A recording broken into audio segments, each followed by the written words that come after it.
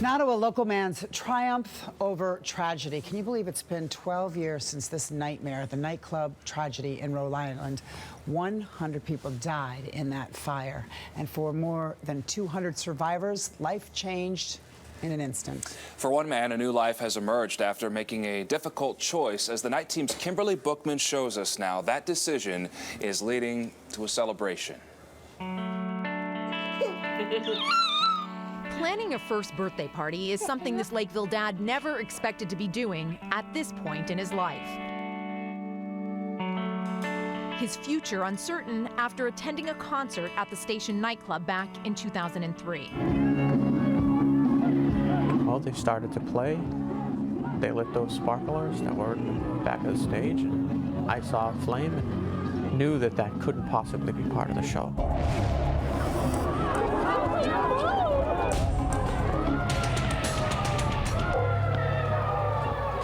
Joe Kinan and his childhood friend Carla Bagtaz tried to escape one of the deadliest nightclub fires in U.S. history, but they got trapped in the stampede towards the door. Carla died. The cold weather, it's still there. Joe suffered third and fourth degree burns over 40% of his body. I had accepted what had happened. I didn't want to see what had happened. For almost 2 years, Joe refused to look at himself in the mirror. Life as he knew it was turned upside down. Joe spent 50 weeks in the hospital, endured 128 surgeries. After losing so much, what he kept was his will to truly live. I have really two choices. I can be miserable and no one will want to be around me, or I can beat this and want to have company and have people around me. So I chose the second one. Years after the fire, while attending a support group for burn survivors, he met Carrie Pratt, who was burned as a toddler from a hot coffee accident. You get into an injury that makes you look like this, and there's mental things that go through your head. I mean, is anybody else ever going to accept me the way I look?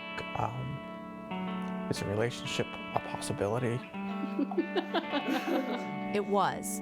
He was so easygoing and so funny. He's just Joe. You know, I didn't see him as a victim. I saw him as just a man who needed a little more help doing things. 9 years after the fire, Joe proposed to Carrie, but a wedding took a backseat to surgery for Joe. Our cameras were there in 2012 after he received MGH's first ever hand transplant. At the time, Joe could never have imagined he'd use those fingers to hold hands with his future daughter.